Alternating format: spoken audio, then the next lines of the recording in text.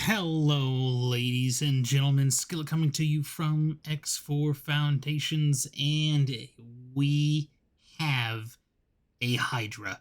Now, this Hydra, if you haven't noticed from the intro video, is green. This came from the scale plate. Now, I have been, I was unaware that scale plate would have specific Boron ships, the Thresher and Hydra. I was actually very unaware that the Mako was one ship that they also had as well. We haven't played the Boron in quite some time, so this was a little bit of a shocker. Once I saw the Hydra, I said, no, that is ours. That is ours. And I love this green look. I know I said it, I believe, last video, but I do love the green look on the Boron ships. So as much as I can, I'm going to try to pirate the scale plate just for me personally, because I like the paint scheme and the ships themselves. And look at that. You can see the green hue and the blue and I think this is a beautiful mix. I really do. I'm excited. This is one of my favorite ships in this game. And although it's not the Regal, we'll get that later, this puts us at a more competitive edge. And we have shields. I should say, what I mean by that is we have shields, we have weapons that can really do some damage. Now, this also has autocannons on it because we got it from the scale plate, so we left the autocannons there. We can do some real damage with this ship. Now, we haven't seen a whole lot of other corvettes out in the universe so far, and let's actually get back in our ship here. Hello? I love that logo. That's a cool logo. Oh gosh, just, it's like being welcomed home. I love this ship.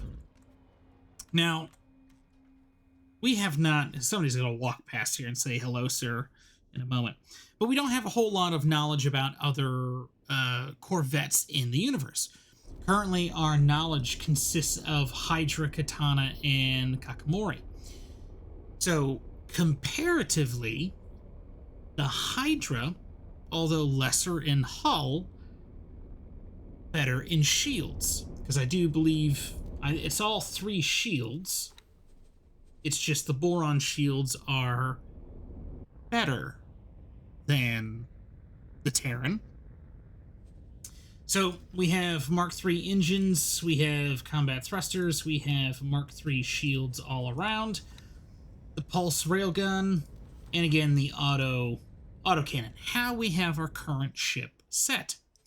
Now, compared to the Katana, for the Katana we do have Mark IIIs for engines here, Mark III for the thruster. For the shields we went Mark III for Terrans. I don't think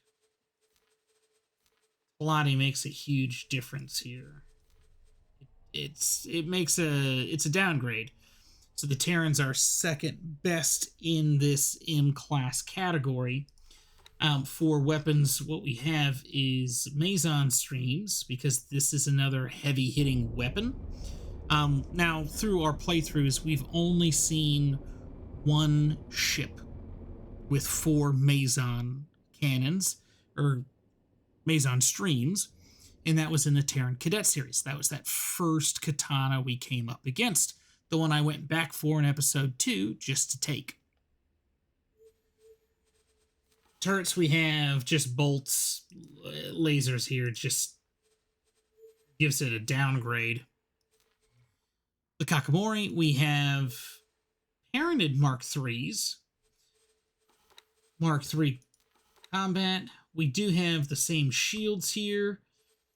Weapons, there are five forward-facing weapons, so can put down a bit more damage than we can just because of the added weapon, but still some lacking qualities. And then here we have plasmas as well, just to see what we do to get the hardest hitting out there. And comparatively so, I mean, the Hydra. I mean, I mean, why not the Hydra? We're not the fastest in boost speed, which would be the Terrans. We are the fastest in travel speed. We are pretty decent and comparable when it comes to maneuverability. So strafe, yaw, pitch, roll. Perfect. What we lack is storage. Not a big deal in a Corvette.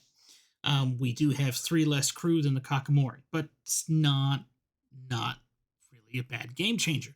Now, 445 as a cruise speed is lacking compared to these, but I will take the Hydra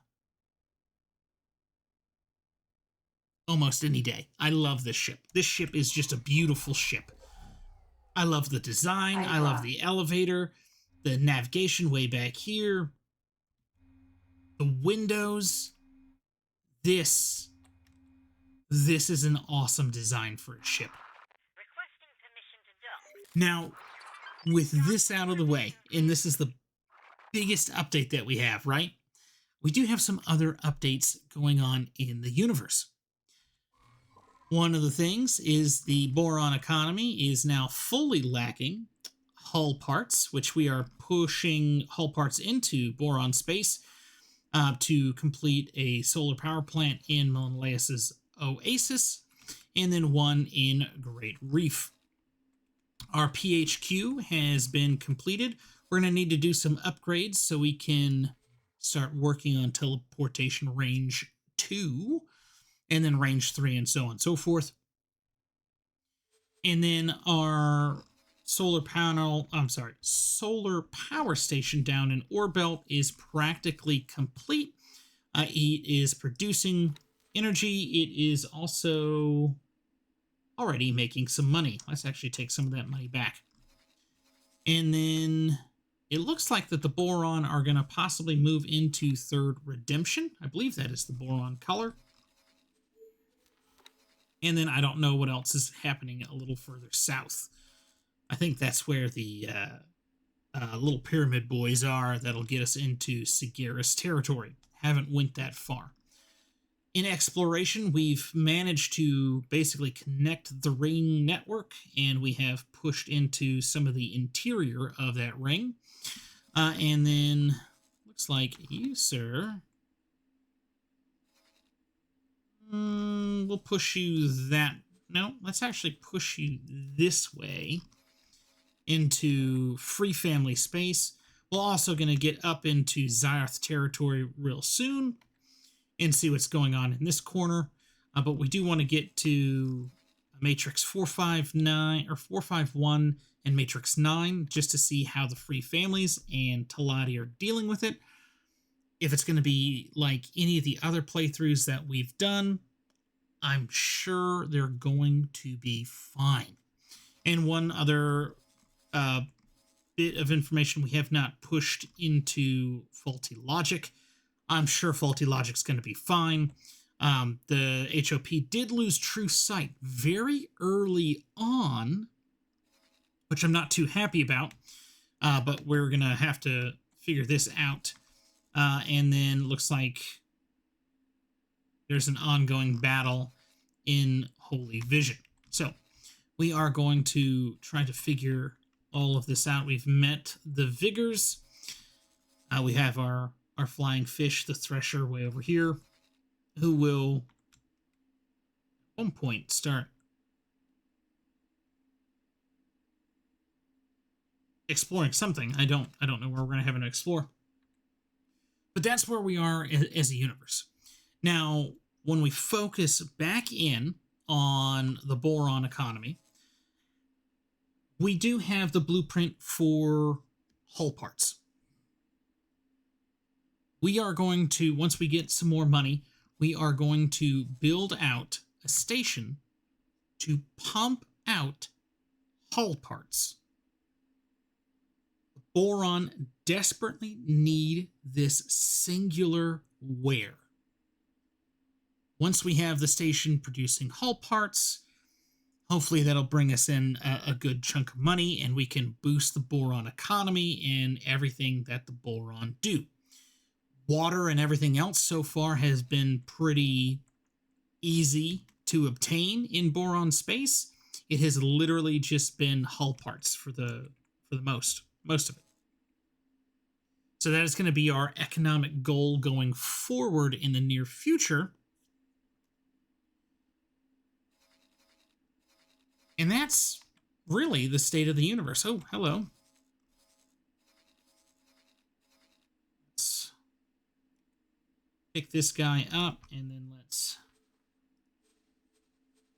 we're doing the full thing, buddy. Full thing. Really curious about what's going on down here. It does look like the Telati are up here, possibly trading. So that's perfect. That's a Xenon coming in through 2 grand. A little concerning. We'll take it for now. And this is where we are as a universe. So this is where I'm going to leave the video now. Because in the near future, we are going to have a twist, so to say. And I want this here so we know exactly where everything lies.